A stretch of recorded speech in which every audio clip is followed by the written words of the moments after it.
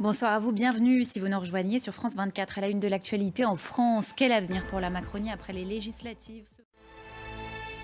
La nation, plutôt que les ambitions prématurées, ce sont pardon, les mots d'Emmanuel Macron lors d'une réunion à l'ambiance tendue ce vendredi à l'Élysée. Autour de la table, Gabriel Attal et Gérald Darmanin, notamment, le chef de l'État a déploré, je cite, je vous le disais, le spectacle désastreux donné par son camp ces derniers jours après les législatives, alors même que la guerre de succession a commencé au sein de la majorité sortante. Le point avec nos confrères de France 2. Cette question maintenant, Joe Biden a-t-il commis la gaffe de trop? Le président américain joue actuellement son destin de candidat, il ne lâche rien, alors que depuis des semaines déjà, sa capacité à gouverner fait débat.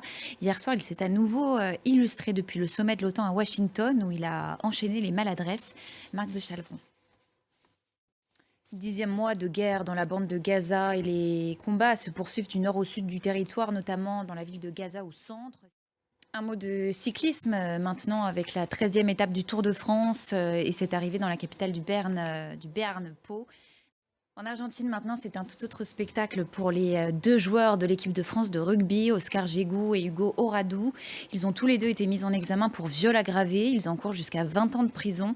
Les deux rugbyman se disent innocents mais inquiets selon un de leurs avocats, Nathalie Pérez.